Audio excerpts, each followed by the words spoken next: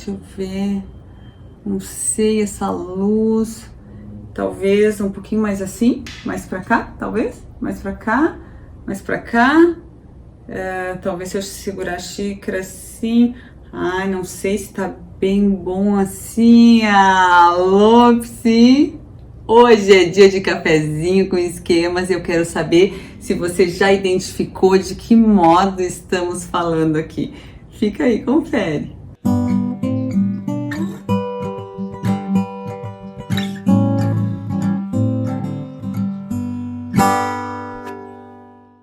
Então, você achou que essa enrolação toda do início era para nada? Sabe que aqui no Café com Esquemas nada é para nada, porque nós temos aval e o pragmatismo do para quê. Então, se existe alguma coisa aqui, tem um para quê. Então, o início foi para exemplificar, né, a vida, um pouquinho da vida de quem usa muito essa estratégia de enfrentamento do obsessivo supercontrolador, esse hipercompensador que exige tanto da pessoa e também das pessoas que vivem ao redor. Então são pessoas que estão sempre controlando as finanças, controlando o comportamento do outro, controlando variáveis do tempo, controlando o jornal, controlando a vizinha, controlando tudo. Por quê? Porque eles estão defendendo uma dor esquemática, que podem ser de várias searas aí. A gente pode exemplificar uma criança que tem aí um esquema de vulnerabilidade ao dano, por exemplo, ou doença, e que desenvolve essa estratégia de super controlar as contingências, porque talvez lá na infância isso foi adaptativo de alguma forma para que ela pudesse lidar com essa ansiedade, com esse medo de que acontecesse alguma coisa ruim, muitas vezes em função do medo dos pais, outras vezes em função de uma contingência real, de uma infância onde ela realmente era exposta a esse tipo de vulnerabilidades. Então desenvolve esse modo de super controlar lá atrás de forma adaptativa, mas depois o cenário muda e continua então com essa defesa infantil, porque foi criada lá atrás. Então não é uma defesa, uma forma de enfrentamento adaptável, ela é rígida, porque vem de uma criança, de um cérebro infantil. E a pessoa cresce, mas continua utilizando essa estratégia de enfrentamento. Então o que acontece? É claro que a gente precisa de certo controle e organização nas nossas tarefas, mas quando a gente está falando aqui, a gente está falando de algo hiper.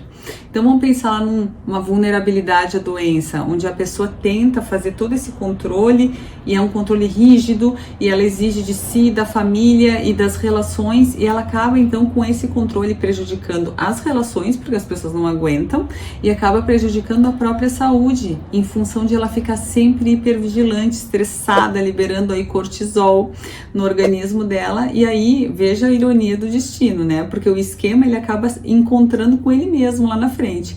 Então, por mais que ela tente evitar essa doença ou algo que ela não possa prever, ela mesma acaba muitas vezes gerando no corpo dela algo do gênero. Então, ou as relações ficam tão estressantes que ela também acaba sofrendo com isso.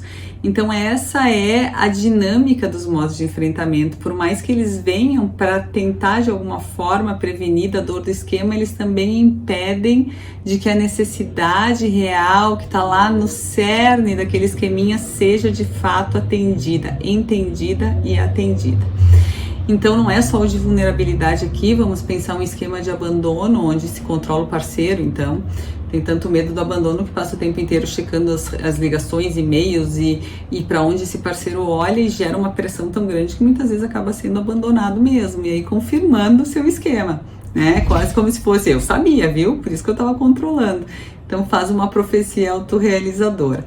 Então esse é o modo obsessivo supercontrolador, que muitas vezes a gente vai lembrar daquele amigo mais cri-cri, ou daquela pessoa que ela tem aquela dificuldade de lidar com o dinheiro, se torna mais avaro, ou vamos pensar aí até aquelas pessoas que têm alguns rituais bizarros, assim, né? Faz todo um ritual, toda vez que tem jogo de futebol, faz vários rituais, né? Não que as pessoas não façam isso às vezes, mas aqui a gente está falando de um padrão rígido de comportamento. A pessoa pode estar lá em outro país, mas é o horário de fazer o tal do ritual, tem que ser feito daquele jeito, com aquelas coisas, porque senão algo ruim vai acontecer.